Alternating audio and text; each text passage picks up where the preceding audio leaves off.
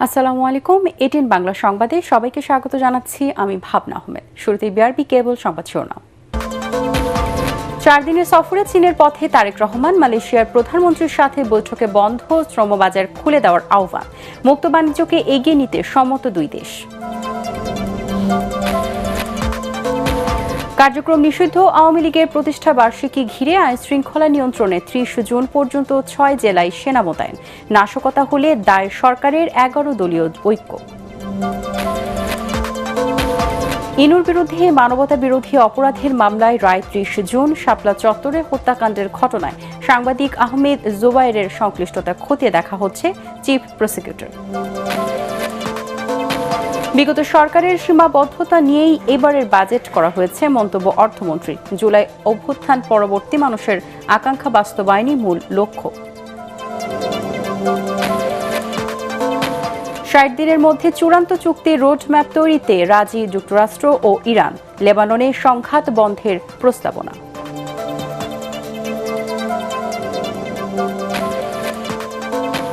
এবং রাতে অস্ট্রিয়ার বিপক্ষে মাঠে নামছে আর্জেন্টিনা। সমর্থকদের মেসি উন্মাদনায় কাঁপছে ডালাস।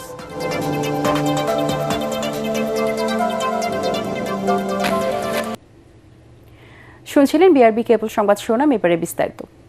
বাংলাদেশিদের জন্য মালয়েশিয়ার শ্রমবাজার খুলে দিতে দেশটির প্রধানমন্ত্রী আনোয়ার ইব্রাহিমকে অনুরোধ জানিয়েছেন প্রধানমন্ত্রী তারেক রহমান। মালয়েশিয়ার প্রশাসনিক রাজধানী পুত্রজায়ার প্রধানমন্ত্রীর কার্যালয়ে যৌথ সংবাদ সম্মেলনে তারেক রহমান জানান, শ্রমবাজার উন্মুক্ত করার বিষয়টি বিবেচনার পাশাপাশি অনিয়মিত শ্রমিকদের বৈধ করা ও আটক বাংলাদেশিদের প্রত্যাবাসনের বিষয়টি উত্থাপন করা হয়েছে। এছাড়াও মুক্ত বাণিজ্য চুক্তির আলোচনা এগিয়ে নিতে সম্মত হয়েছে দুই দেশ। এদিকে 2 দিনের সফর শেষে স্থানীয় সময় বিকেলে চীনের উদ্দেশ্যে মালয়েশিয়া ছেড়ে যান প্রধানমন্ত্রী তারেক রহমান। সিনিয়র ক্যামেরাম্যান মোহাম্মদ মনিরুজ্জামান মনিরের ক্যামেরায় মালয়েশিয়া থেকে বিশেষ প্রতিনিধি কামরুজ্জামান রাজীবের রিপোর্ট। পুত্রজায়ার পেরদানা পুত্রা ভবনে বহুল আকাঙ্ক্ষিত একান্ত বৈঠকে অংশ নেন বাংলাদেশের প্রধানমন্ত্রী তারেক রহমান ও মালয়েশিয়ার প্রধানমন্ত্রী আনোয়ার ইব্রাহিম। এরপরে দুই প্রধানমন্ত্রীর নেতৃত্বে দুই দেশের উচ্চ পর্যায়ের প্রতিনিধি দলের একটি বৈঠক অনুষ্ঠিত হয়। বৈঠক শেষে যৌথ সংবাদ সম্মেলনে যোগ দেন দুই প্রধানমন্ত্রী আনোয়ার ইব্রাহিম ও তারেক রহমান। এ সময় বাংলাদেশ মালয়েশিয়ার বন্ধুত্বপূর্ণ সম্পর্কের ঐতিহাসিক গুরুত্ব তুলে ধরেন মালয়েশিয়ার প্রধানমন্ত্রী। Bangladesh is a big country with enormous potential, and with Malaysia we should enhance our bilateral trade investments, and as I said, in new areas other than agriculture, which remains again one of the key areas, but then it's conducted into economy, energy, advanced manufacturing. Yes, we need the workers. Yes, also, and more importantly, we have to protect the welfare of the workers and their families. Truly appreciate the sentiments expressed in private to me and also in the bilateral meetings that we must take the lead, stopping the excesses and making sure it is transparent, meets the requirement of both countries, but must protect the interests of these workers and their families. প্রধানমন্ত্রী তারেক রহমান বাবা শহীদ president Ziaur Rahman ও মা সাবেক প্রধানমন্ত্রী খালেদা জিয়ার কথা স্মরণ করে বলেন, অতীতে তারা যেমন মালয়েশিয়ার সাথে দৃঢ়তার সম্পর্ক স্থাপন করেছিলেন, তিনি সেই পথেই হাঁটতে চান। বলেন, বাংলাদেশের শ্রমবাজার খুলে দিতে মালয়েশিয়ার প্রধানমন্ত্রীকে অনুরোধ জানিয়েছেন। শ্রমিকদের নানা সমস্যার সমাধানের বিষয়ে আলোচনা হয়েছে। Bangladeshi workers, students, professionals and entrepreneurs in Malaysia serve as an important bridge between our two countries. Their contribution benefits both our economy and society.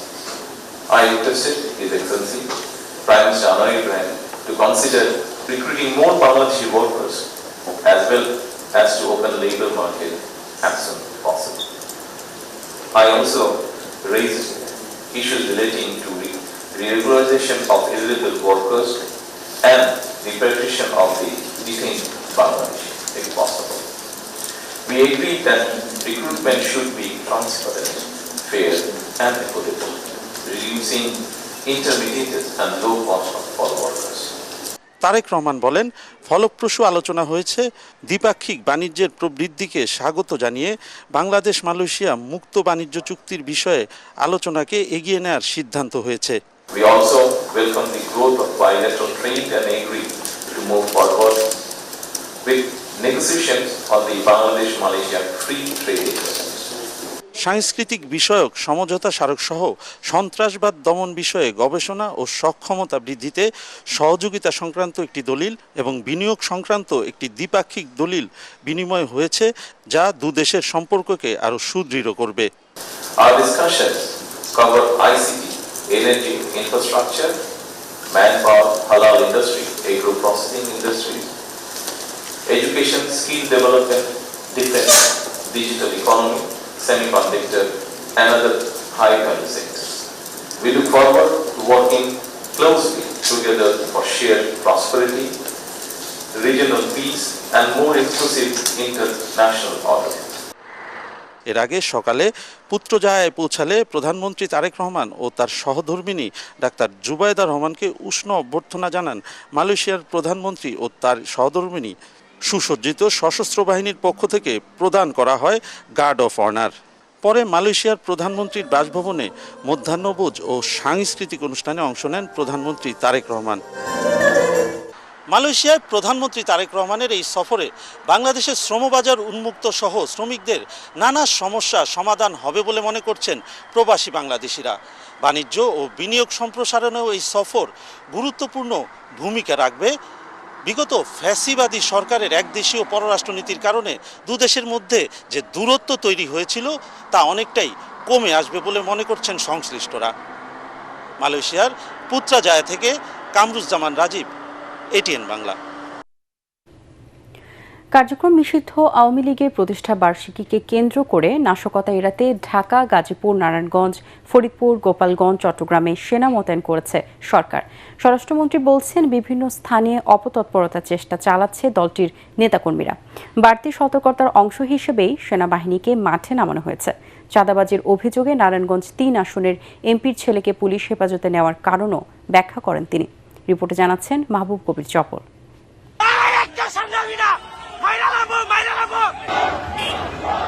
Awami লীগের প্রতিষ্ঠা বার্ষিকী উপলক্ষে দেশের বিভিন্ন স্থানে ঝটিকা মিছিল করছেন দলটির নেতাকর্মীরা।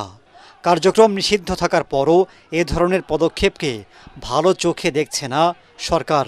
গোয়েন্দা সংস্থাগুলো সরকারকে জানিয়েছে, দলটির প্রতিষ্ঠা বার্ষিকী উপলক্ষে বিভিন্ন স্থানে বিশৃঙ্খলা হতে পারে। তাই বাড়তি সতর্কতা হিসেবে ঢাকা, গাজীপুর, নারায়ণগঞ্জ, চট্টগ্রাম মহানগর ও ফরিদপুর এবং গোপালগঞ্জ জেলায় সেনা মোতায়েন করা হয়েছে। 22 জুন থেকে 30 জুন পর্যন্ত 9 দিন মাঠে থাকবেন তারা।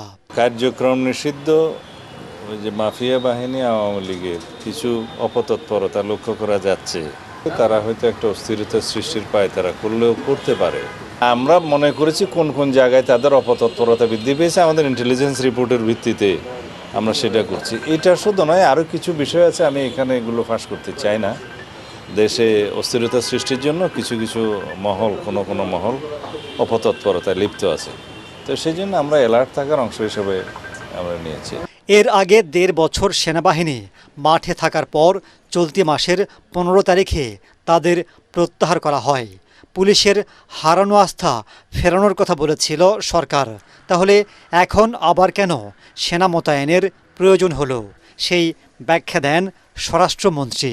এখানে আস্থাহীনতার তো কোনো বিষয় নেই। আমরা সবসময় প্রয়োজনীয় ক্ষেত্রে ইউনিট টু সিভিল পাওয়ার, মাঝে মধ্যে বিজিবিকে আনি, মাঝে মধ্যে সেনা সদস্যদেরকে আমরা নিয়োগ করি। এটা রুটিন ওয়ার্ক। চাঁদাবাজি সহ বিভিন্ন অভিযোগে নারায়ণগঞ্জ 3 আসনের বিএনপির এমপি আজহারুল ইসলাম মান্নানের ছেলে খায়রুল ইসলামকে হেফাজতে নেয় ডিবি। জিজ্ঞাসাবাদের পর তাকে ছেড়ে দেয়া হয়। এর কারণ জানান স্বরাষ্ট্রমন্ত্রী। নারায়ণগঞ্জ 3 আসনের এমপির ছেলের কি কোনো বিশেষ অধিকার আছে? আইনের চোখে সবাই সমান। পুলিশের কাছে বিভিন্ন রকম অভিযোগ ছিল তার বিরুদ্ধে, সেগুলোর জন্য জিজ্ঞাসাবাদের জন্য তাকে তারা নিয়ে এসছে, জিজ্ঞাসাবাদ করেছে। এবং প্রয়োজন মনে করেছে তার কাছ থেকে মুচলেকা নেওয়ার প্রয়োজন নিয়ে মুচলেকা নিয়ে ছেড়ে দিয়েছে। আমরা বাংলাদেশ আরেকটি প্রদেশ করব শুধুমাত্র সনাতনীদের জন্য। একজন হিন্দু নেত্রী বাংলাদেশকে সনাতনীদের জন্য আলাদা প্রদেশ করবার যে বক্তব্য দিয়েছেন সেটাকে গুরুত্ব দিচ্ছে না সরকার। ভদ্র মহিলা যিনি আলাদা প্রদেশ চেয়েছে বললেন, সেই প্রসঙ্গটাও এসছে। আমি বলেছি হয়তো তার স্লিপ অফ টাং হতে পারে। মাহবুব কবির, চপল, এটিএন বাংলা, ঢাকা। চাঁদাবাজির অভিযোগে আটক নারায়ণগঞ্জ জেলা যুবদলের সিনিয়র যুগ্ম আহ্বায়ক ও নারায়ণগঞ্জ ৩ আসনের সংসদ সদস্য আজহারুল ইসলাম মান্নানের ছেলে খায়রুল ইসলাম সজীবকে ছেড়ে দিয়েছে ঢাকা মহানগর গোয়েন্দা পুলিশ ডিবি। সুনির্দিষ্ট কিছু অভিযোগ সম্পর্কে জিজ্ঞাসাবাদের পর মুচলেখায় পরিবারের জিম্মায় গভীর রাতে সজীবকে ছেড়ে দেওয়া হয়। এর আগে রোববার বিকেলে সজীবকে আটকের পর নারায়ণগঞ্জ জেলা পুলিশ সুপারের কার্যালয়ে আনা হয়। কার্যক্রম নিষিদ্ধ আওয়ামী লীগের প্রতিষ্ঠাবার্ষিকীর দিন ২৩ জুন বিকেলে রাজধানীর বিজয়নগরে প্রতিবাদ সমাবেশ করবে জামায়াত নেতৃত্বাধীন ১১ দলীয় ঐক্য। এতে উপস্থিত থাকবেন জোটের শীর্ষ নেতারা। তবে এই কর্মসূচি কোনো দলের বিরুদ্ধে নয় জানিয়ে ঐক্যের সমন্বয়ক জামায়াত নেতা হামিদুর রহমান আজাদ বলেন, জুলাই মানবতা বিরোধী অপরাধের বিচার কার্যক্রমে শিথিলতা ও ফ্যাসিবাদ ফিরিয়ে আনার অপচেষ্টার প্রতিবাদে তাদের এই কর্মসূচি। রাজধানীর মগবাজারে জামায়াতে ইসলামীর কেন্দ্রীয় কার্যালয়ে আয়োজিত সংবাদ সম্মেলনে তিনি এসব কথা বলেন। সীমান্ত হত্যা, পুশিন ও কৃষকদের ধরে নিয়ে গেলেও বর্তমান সরকার বারবার কূটনৈতিক ব্যর্থতার পরিচয় দিচ্ছে। এই জামায়াত নেতা বলেন, ২৩ জুনকে ঘিরে দেশে কোনো নাশকতা হলে তার দায় সরকারকেই নিতে হবে। জুলাই হত্যাকাণ্ড যেগুলো ঘটেছে সেই মামলাগুলো এখন এই সরকার এসে টোটাল বিচার সিস্টেমটাকে দুর্বল করে দেয়া হয়েছে। যে দুর্বলতার কারণে আজকে সেই বিচারের গতি ধীর গতিতে পরিণত হয়েছে। জাতি আজকে উৎকণ্ঠিত যে এই বিচার আসলেও দেশবাসী পাবে কিনা। জুলাই গণ আন্দোলনে কুষ্টিয়ায় ৬ জনকে হত্যাসহ সুনির্দিষ্ট ৮টি অভিযোগে জাসদ সভাপতি হাসানুল হক ইনুর বিরুদ্ধে মানবতা বিরোধী অপরাধের মামলার রায় দেওয়া হবে ৩০ জুন। বিচারপতি নজরুল ইসলাম চৌধুরীর নেতৃত্বাধীন ৩ সদস্যের আন্তর্জাতিক অপরাধ ট্রাইব্যুনাল ২-এর রায়ের জন্য এদিন ঠিক করেন। এদিকে মতিঝিল শাপলা চত্বরে হেফাজতে ইসলামের সমাবেশে হত্যাযজ্ঞের ঘটনায় সময় টেলিভিশনের সাবেক ব্যবস্থাপনা পরিচালক আহমেদ জোবাইরের সংশ্লিষ্টতা খতিয়ে দেখা হচ্ছে বলে জানিয়েছেন চিফ প্রসিকিউটর আমিনুল ইসলাম। আরও জানাচ্ছেন হুমান চিস্তি। জাতীয় সমাজতান্ত্রিক দল জাসদ সভাপতি ও সাবেক মন্ত্রী হাসানুল হক ইনুর বিরুদ্ধে গত বছরের ২৫ সেপ্টেম্বর জুলাই গণ আন্দোলনে মানবতা বিরোধী অপরাধের ৮টি অভিযোগ আমলে নেন আন্তর্জাতিক অপরাধ ট্রাইব্যুনাল। ১ ডিসেম্বর সাক্ষ্য গ্রহণের মধ্য দিয়ে শুরু হয় আনুষ্ঠানিক বিচার। গত ১৪ মে যুক্তিতর্ক উপস্থাপন সম্পন্ন হয়। সোমবার এ মামলার রায় ঘোষণার দিন ঠিক করে আদেশ দেন ট্রাইব্যুনাল। প্রসিকিউশনের আশা, অপরাধ বিবেচনায় আসামির সর্বোচ্চ সাজা হবে। আমরা মনে করি যে তার বিরুদ্ধে সাক্ষ্য প্রমাণে তার বিরুদ্ধে আনিত অভিযোগ যথাযথভাবে প্রমাণ করা সম্ভব হয়েছে এবং আমরা রায় প্রত্যাশা করি, আশা করি ইনশাআল্লাহ আমরা আমাদের আইন অনুযায়ী প্রত্যাশিত রায় পাব। চিফ প্রসিকিউটর আরও বলেন, মতিঝিলের শাপলা চত্বরে হেফাজতের ঘটনার সাথে কারাগারে থাকা সময় টিভির সাবেক ব্যবস্থাপনা পরিচালক আহমেদ জোবাইরের সংশ্লিষ্টতা পাওয়া গেলে আইনগত ব্যবস্থা নেওয়া হবে। তার সংশ্লিষ্টতা আছে কিনা হেফাজতের সাথে সেটা আমরা খতিয়ে দেখছি। যদি তার সংশ্লিষ্টতা থাকে তাহলে তার বিরুদ্ধে আমাদের প্রয়োজনীয় আইনগত কার্যক্রম আমরা গ্রহণ করব। চট্টগ্রামে ছাত্রদল নেতা ওয়াসিম সহ ৬ জনকে হত্যার ঘটনায় সাবেক মন্ত্রী ডক্টর হাসান মাহমুদ সহ ২২ জনের বিরুদ্ধে আগামী বুধবার অভিযোগ গঠন হবে বলে আশা প্রকাশ করেন chief prosecutor. Humayun Chishti, ATN Bangla, Dhaka. অভ্যুত্থান পরবর্তী জনমানুষের আকাঙ্ক্ষা বিবেচনায় বাজেট করা হয়েছে বলে জানিয়েছেন অর্থ ও পরিকল্পনা মন্ত্রী আমির খসরু মাহমুদ চৌধুরী। তিনি বলেন, দেশের সব মানুষের কাছে অর্থনীতির সুফল পৌঁছে দিতেই এবারের বাজেট পরিকল্পনা। ২০২৬-২৭ অর্থ বছরের প্রস্তাবিত বাজেট নিয়ে আলোচনা সভায় এই কথা বলেন তিনি। তরিক ইসলামের রিপোর্ট। আপনারা জানেন রাজধানীর ফার্মগেটে এশিয়া প্যাসিফিক ইউনিভার্সিটিতে ২০২৬-২৭ অর্থ বছরের প্রস্তাবিত বাজেট নিয়ে সংখ্যার সীমানা পেরিয়ে বাংলাদেশের ভবিষ্যৎ গঠন শীর্ষক আলোচনা সভার আয়োজন করে centre for governance studies, CGS। আমরা জনগণকে স্বস্তির দিতে চেষ্টা করব, কিন্তু সেই সঙ্গে সঙ্গে আমরা প্রণোদনাও দিতে চেষ্টা করব। এ সময় প্রস্তাবিত বাজেটকে ইতিবাচক জানিয়ে বিভিন্ন সীমাবদ্ধতার কথা তুলে ধরেন অর্থনীতিবিদ ও ব্যবসায়ী নেতারা। ব্যবসা বাণিজ্য যদি করতে হয় তাহলে এত ট্যাক্স দিয়ে এই দেশে ব্যবসা হবে। আপনি দেখেন Laos, Cambodia, Vietnam, India, Pakistan, তাদের ট্যাক্স রেট দেখেন।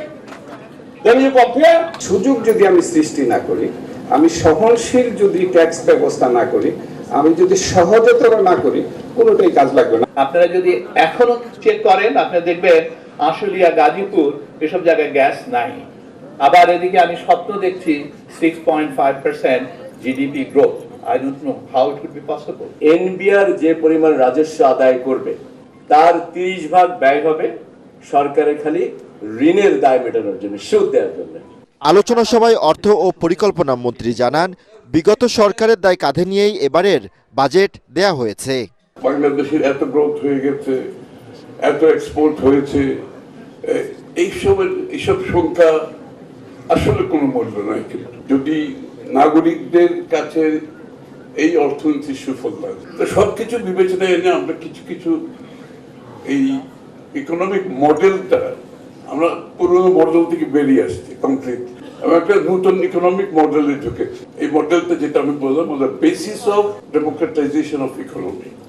আগামী 2 বছরের মধ্যে দেশের অর্থনৈতিক পরিস্থিতির উত্তরণ ও 5 বছর মেয়াদী পরিকল্পনার কথাও জানান আমির খসরু মাহমুদ চৌধুরী। সমৃদ্ধির বাংলাদেশ আমরা দেখি। তরিক ইসলাম, এটিএন বাংলা, ঢাকা। গুমের দায়ে সাবেক সেনা কর্মকর্তা জিয়াউল আহসান ও সাবেক আইজিপি বেনজির আহমেদের বিচার এবং দৃষ্টান্তমূলক শাস্তি দাবি করেছেন মুন্সিগঞ্জ 3 আসনের সংসদ সদস্য মোহাম্মদ কামরুজ্জামান। ত্রয়োদশ জাতীয় সংসদের বাজেট অধিবেশনে তিনি বলেন, গুমের সাথে জড়িতদের বিচার করতেই হবে। এ সময় ভারতের সাথে সম্পর্কের বিচ্ছেদ হতে পারে না মন্তব্য করে বগুড়া 5 আসনের সংসদ সদস্য GM সিরাজ দিল্লিকে পুশ ইন বন্ধের আহ্বান জানান। আমার জিয়াউল হাসান, বেনজির, হারুনরা যত মায়ের বুক খালি করেছে, যতগুলো মানুষকে আজকে অন্তরের হাহাকার নিয়ে এই সংসদে আমাদের কথা বলতে হয়, এই মানুষগুলোর বিচার ইনশাল্লাহ আপনার হাত দিয়ে হবে। কারণ আপনিও একজন মজলুম। আপনারা যাকে শিলংয়ে পাঠিয়েছিলেন, এটা কোনো স্বাভাবিক প্রক্রিয়ার মধ্যে ছিল না।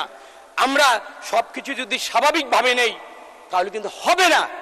আমরা চাই ভারত বিরোধিতা অথবা বাংলাদেশ বিরোধিতা এগুলো না হয়। আমরা কি চাই? আমরা শান্তিপূর্ণ অবস্থান করতে চাই। সেই ক্ষেত্রে আমার সবিনয় অনুরোধ ভারতের বর্তমান সরকারের প্রতি যে আপনারা দয়া করে পুশিং বন্ধ করুন। দেশে 24 ঘন্টায় হামের উপসর্গে আরও 3 জনের মৃত্যু হয়েছে। এ সময় হাম ও হামের উপসর্গ নিয়ে আক্রান্ত হয়েছে 1125টি শিশু।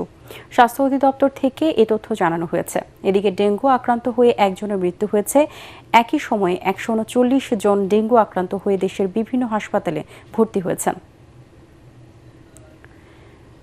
স্বাস্থ্য, শিক্ষা ও স্বাস্থ্য অধিদপ্তরের ঘুরে ইতিবাচক সাড়া না পেয়ে ফিরে গেলেন আদ্দিন মেডিকেল কলেজ হাসপাতালের বিদেশি ইন্টার্ন চিকিৎসকরা। সকালে মহাখালী স্বাস্থ্য অধিদপ্তর যান প্রায় 20 সদস্যের প্রতিনিধি দল। আদ্দিন হাসপাতাল বন্ধ হয়ে যাওয়ায় মূলত ভারতীয় ও মালদ্বীপের শিক্ষার্থীরাই পড়েছেন বিপাকে। দেশগুলোর নিয়ম অনুযায়ী বৈধ চিকিৎসক হতে হলে কোর্স শেষ করা মেডিকেল কলেজের হাসপাতাল থেকে ইন্টার্ন সম্পন্ন করতে হবে। আদ্দিন হাসপাতাল বন্ধ হওয়ায় দেশে ফিরে গিয়ে চিকিৎসক হিসেবে রোগী দেখার সুযোগ পাবেন না তারা। বর্তমানে 3 শতাধিক বিদেশি শিক্ষার্থী সেখানে ইন্টার্ন করছেন। স্বাস্থ্য অধিদপ্তরের মহাপরিচালকের কাছে আবেদন জমা দেওয়ার পর স্বাস্থ্য শিক্ষা অধিদপ্তরে যান তারা। We as foreigners, it is not in our favor to, we can't migrate to other hospitals because according to our National Medical Council guidelines, it is not permitted. Like it invalidates our internship period here. Guideline दिया हुआ है, order दिया हुआ है कि सब student क्या migrate कर देते। আমি তো করতে পারবো না, কেন আমার লাইসেন্স, আমার ডিগ্রি invalid হয়ে যাবে, স্টুডেন্টের ডিগ্রি invalidate হয়ে যাবে। We are 300+ foreign students. Where we will go? There are many students who have only 2 or 3 months left for internship. They cannot do internship again for 1 year. It's already been, we are the batch, it's already been 7+ years. আমার internship complete হবে না. So please, this is a request to Health Minister. So please look into this matter because we cannot migrate to any other medical college. সুইজারল্যান্ডে কাতার ও পাকিস্তানের মধ্যস্থতায় যুক্তরাষ্ট্র ও ইরানের মধ্যে প্রথম ধাপের উচ্চ পর্যায়ের শান্তি আলোচনা ইতিবাচকভাবে শেষ হয়েছে। দুই পক্ষই আগামী ৬০ দিনের মধ্যে একটি চূড়ান্ত চুক্তি স্বাক্ষরের লক্ষ্যে একটি যৌথ রোডম্যাপে সম্মত হয়েছে। মার্কিন ভাইস প্রেসিডেন্ট জেডি ভ্যান্স জানিয়েছেন, পারমাণবিক কর্মসূচির শর্তাবলী যাচাইয়ের জন্য ইরান আন্তর্জাতিক পরমাণু শক্তি সংস্থা দর্শকদের দেশে ফেরার অনুমতি দিতে রাজি হয়েছে। লেবানন সংঘাত বন্ধে একটি প্রস্তাবনাও তৈরি করা হয়েছে, যদিও এই দ্বিপক্ষীয় আলোচনার তীব্র বিরোধিতা করে ক্ষুব্ধ প্রতিক্রিয়া জানিয়েছে ইসরায়েল। দেশটির প্রধানমন্ত্রী বেনিয়ামিন নেতানিয়াহু সাফ জানিয়ে দিয়েছেন, আলোচনা বা চুক্তি যাই হোক না কেন ইরানকে তারা কখনোই পারমাণবিক অস্ত্র তৈরি করতে দেবেন না। একই সাথে নিজেদের সুরক্ষায় প্রয়োজনে লেবাননের সামরিক অভিযান চালানো হবে বলেও হুমকি দেয়। এদিকে মার্কিন প্রেসিডেন্ট ডোনাল্ড ট্রাম্প হুঁশিয়ারি দিয়েছেন, ইরান যদি তাদের সমর্থক বাহিনীকে অর্থ ও অস্ত্র দেওয়া বন্ধ না করে তবে আবারও হামলা চালানো হবে। অস্ট্রিয়াকে হারিয়ে ১ ম্যাচ হাতে রেখে বিশ্বকাপের নকআউট পর্বের টিকিট পেতে ছক কষছে বর্তমান চ্যাম্পিয়ন আর্জেন্টিনা। ইনজুরি সমস্যা আর পারফরমেন্সের কারণে দল পরিবর্তন আনতে পারেন কোচ স্কালোনি। এদিকে বিশ্ব চ্যাম্পিয়নদের চ্যালেঞ্জ জানাতে প্রস্তুত অস্ট্রিয়া। কৌশলগতভাবে দুটি ভিন্ন দলের লড়াই উপভোগ্য হবে বলেই ধারণা ফুটবল প্রেমীদের। যুক্তরাষ্ট্রের ডালাস স্টেডিয়ামে জে গ্রুপের এই ম্যাচটি শুরু হবে রাত ১১টায়। পরাগ আরমানের রিপোর্ট। আর্জেন্টিনার আবারও বিশ্বকাপ জেতা নিয়ে যদি কারো সন্দেহ থেকে থাকে তবে আলজেরিয়ার বিপক্ষে মেসির দুর্দান্ত হ্যাট্রিকের পর নিশ্চয়ই তা দূর হয়েছে। হ্যাট্রিক করে ৩৮ বছর বয়সী এই প্লেমেকার মিরোস্লাভ ক্লোজার সর্বোচ্চ ১৬ গোলের রেকর্ড ছুঁয়েছেন। সেই রেকর্ড নিজের করে নিতে আরও একবার প্রতিপক্ষের জালে বল জড়াতে হবে আর্জেন্টাইন মহাতারকাকে। তার আগে নকআউট পর্বে জায়গা করে নেওয়াটা জরুরি। অস্ট্রিয়ার বিপক্ষে জয় রাউন্ড অফ 32 নিশ্চিত করবে, তবে ড্র করলেও চলবে। সেক্ষেত্রে গ্রুপের শীর্ষে থাকাটা আলবিসেলেস্তাদের জন্য শঙ্কায় পড়ে যাবে। শীর্ষে থাকলে রাউন্ড অফ 32-তে এইচ গ্রুপের রানার্স আপের মুখোমুখি হবে আর্জেন্টিনা। তাই মেসিদের ভাবনায় আরও একটি জয়। সেই পরিকল্পনা সাজাচ্ছেন কোচ লিওনেল স্কালোনি। চোটে পড়া মন্টিয়েলের জায়গায় ফিরবেন নাহুয়েল মলিনা। আলমাদার পরিবর্তে গঞ্জালেজ এবং লাউতারো মার্টিনেজের জায়গায় শুরুর একাদশে নামতে পারেন জুলিয়ান আলভারেজ। এদিকে বর্তমান বিশ্ব চ্যাম্পিয়নদের চ্যালেঞ্জ জানাতে প্রস্তুত অস্ট্রিয়া। নবাগত জর্ডানকে ৩-১ ব্যবধানে হারালেও দুর্বল রক্ষণ প্রাচীর আর্জেন্টিনার আক্রমণে ভেঙে পড়ারই কথা। ২৮ বছর পর বিশ্বকাপে আসা অস্ট্রিয়া ১৯৮২ সালের পর এবারই নকআউট পর্বে যাওয়ার সুযোগ তৈরি করেছে। দাস টিমকে সেই স্বপ্ন দেখাচ্ছে ১৯৯০ সালে প্রীতি ম্যাচে আর্জেন্টিনার সঙ্গে ১-১ গোলে ড্র। তবে শুভচিন্তার আগে ১৯৮০ সালে আর্জেন্টিনার কাছে ৫-১ গোলের পরাজয়টাও মাথায় রাখতে হবে রালফ র্যাংনিকের দলকে। পরাগ আরমান, এটিএন বাংলা।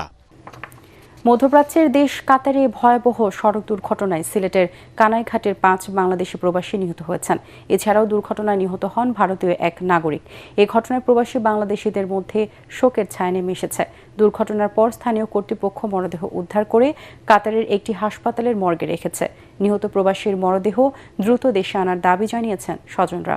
সিলেট থেকে ইকবাল মুন্সির রিপোর্ট, জানাচ্ছেন মাসুদ রানা। উন্নত জীবনে আশায় কাতারে যান সিলেটের ৫ যুবক। পরিবারের মুখে হাসি ফোটানো ও ঋণ শোধ করা ছিল তাদের স্বপ্ন, কিন্তু নিয়তির কি নির্মম পরিহাস। সড়ক দুর্ঘটনায় একসঙ্গে ঝরে গেল ৫টি তাজা প্রাণ।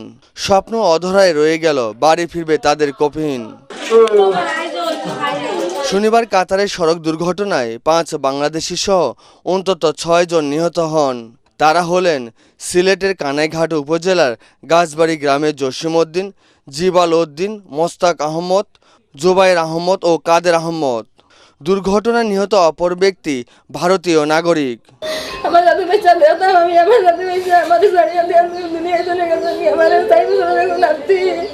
স্বপ্ন ছিল ঘর বাড়ি বানাইতা, আমরা চাই আমরা লাশ দেশে আনার ব্যবস্থা হইতো।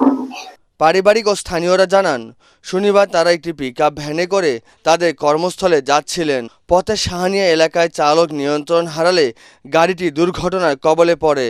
এতে ঘটনাস্থলে ওই 6 জন আরোহীর মৃত্যু হয়। এই ঘটনায় পরিবারে শোকের ছায়া নেমে এসেছে। জীবিকার অন্বেষণ করতে গিয়ে বারবার আমাদের এলাকার মানুষ সড়ক দুর্ঘটনায় বিভিন্নভাবে মারা যান। আর মারা যাওয়ার পর এই পরিবারগুলো সাধারণত অসহায় পড়ে। আমি আপনার কাছে আবেদন করি আমার বাইক লাশ দেশে আবার লাগিয়া বাংলাদেশ দূতাবাস ও প্রবাসী সংগঠনগুলোর সঙ্গে সমন্বয় করে তাদের মরদেহ দ্রুত দেশে পাঠানোর প্রক্রিয়া চলছে বলে জানিয়েছেন জালালাবাদ অ্যাসোসিয়েশন কাতারের সাধারণ সম্পাদক আহমেদ মালেক।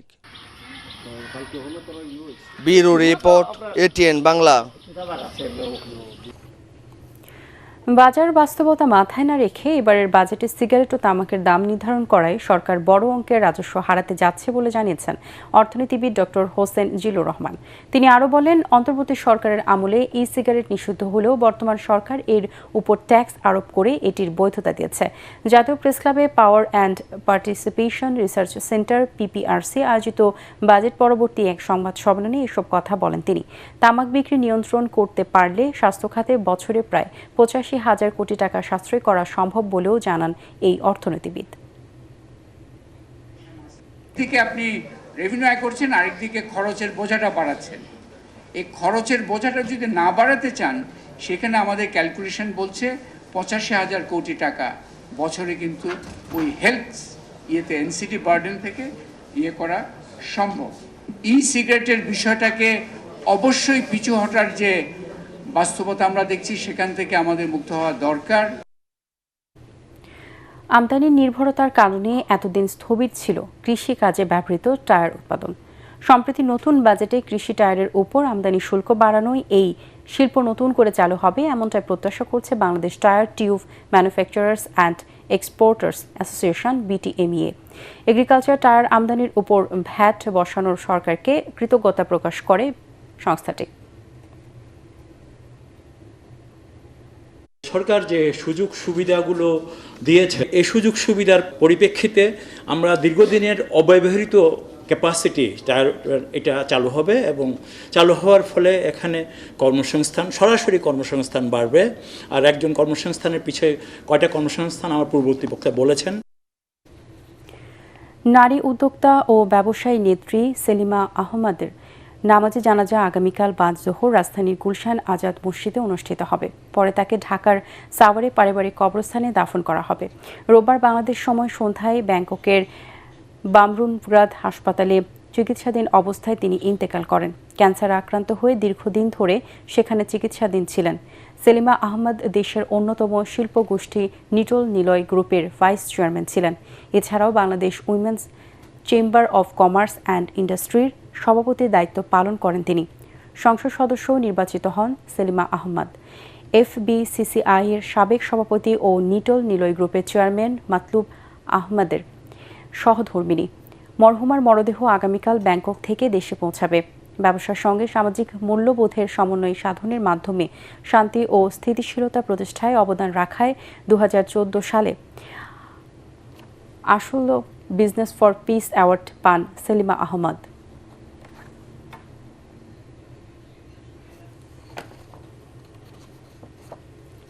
এবার অর্থ সংবাদ।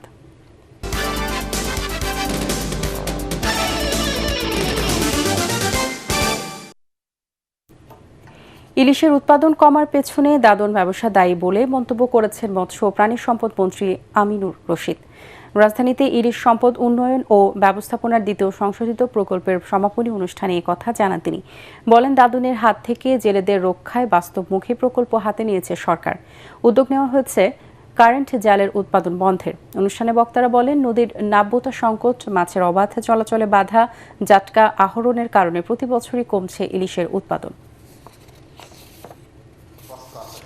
ইলিশের আমাদের চাহিদা আছে, দিন দিন বাড়ছে। এই সরকার প্রতিজ্ঞাবদ্ধ যে কোনো পরিস্থিতিতে কারেন্ট জাল বা অবৈধ জালের উৎপাদনকেই আমরা বন্ধ করবো ইনশাআল্লাহ। সারা বিশ্বব্যাপী ইন্ডাস্ট্রি যেভাবে পানিকে রিফাইন করে নদীতে বা সাগরে যাবে, আমার এখানেও ওই জিনিসটা আইনের দিক থেকে চালু আছে, কিন্তু ইমপ্লিমেন্ট হচ্ছে না, এবং এটার জন্য আমরা সবার মধ্যে সচেতনতার প্রয়োজন। এবার আন্তর্জাতিক সংবাদ।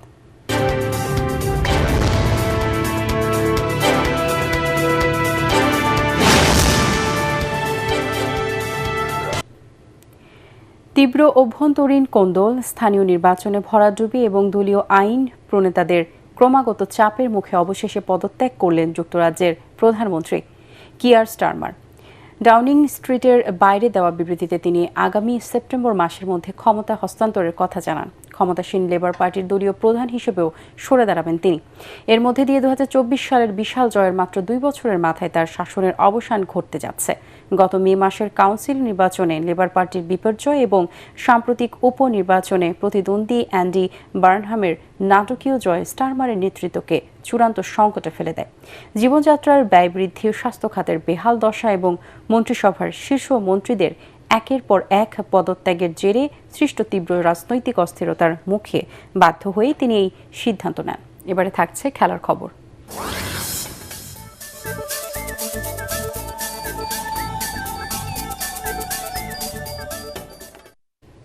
ইনজুরির কারণে জিম্বাবুয়ের বিপক্ষে একমাত্র টেস্ট ম্যাচ থেকে ছিটকে গেছেন লিটন কুমার দাস। অস্ট্রেলিয়া সিরিজে পাওয়া মাংসপেশির চোট থেকে এখনও পুরোপুরি সুস্থ হতে পারেননি এই উইকেট কিপার ব্যাটসম্যান। তার পরিবর্তে স্কোয়াডে ডাক পেয়েছেন 27 বছর বয়সী মাহিদুল ইসলাম অঙ্কন। 28 জুন হারারেতে একমাত্র টেস্টে মুখোমুখি হবে বাংলাদেশ ও জিম্বাবুয়ে। এই সফরে 3টি করে ওয়ানডে ও টি20 খেলবে টাইগাররা। অধিনায়ক নাজমুল হোসেন শান্তের নেতৃত্বে টেস্ট দলের একটা অংশ এরই মধ্যে জিম্বাবুয়ে পৌঁছে গেছে।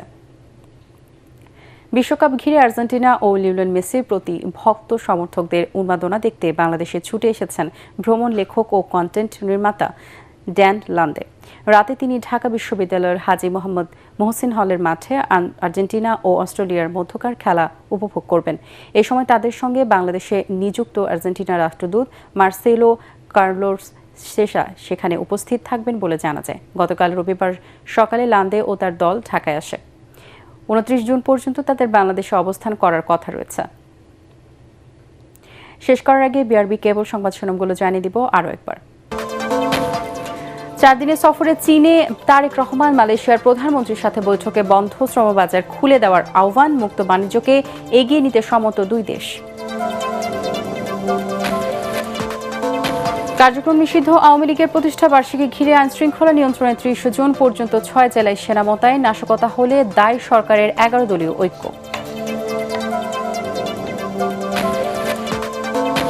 ইনুর বিরুদ্ধে মানবতা বিরোধী অপরাধের মামলায় রায় 30 জুন। শাপলা চত্বরে হত্যাকাণ্ডের ঘটনায় সাংবাদিক আহমেদ জোবাইরের সংশ্লিষ্টতা খতিয়ে দেখা হচ্ছে, চিফ প্রসিকিউটর। বিগত সরকারের সীমাবদ্ধতা নিয়েই এবারে বাজেট করা হয়েছে মন্তব্য অর্থমন্ত্রীর। জুলাই অভ্যুত্থান পরবর্তী মানুষের আকাঙ্ক্ষা বাস্তবায়নই মূল লক্ষ্য। 60 দিনের মধ্যে চূড়ান্ত চুক্তির রোডম্যাপ তৈরিতে রাজি যুক্তরাষ্ট্র ও ইরান। লেবাননের সংঘাত বন্ধের প্রস্তাবনা।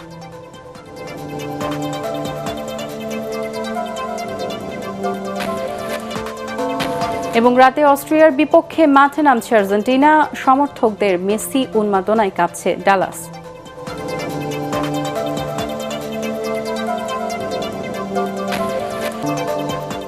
পরবর্তী সংবাদ দেখার আমন্ত্রণ জানিয়ে এখনকার মতো শেষ করছি এটিএন বাংলার সংবাদ। ইউটিউবে দেখতে ব্রাউজ করুন youtube/ATN বাংলা নিউজ। ধন্যবাদ সবাইকে।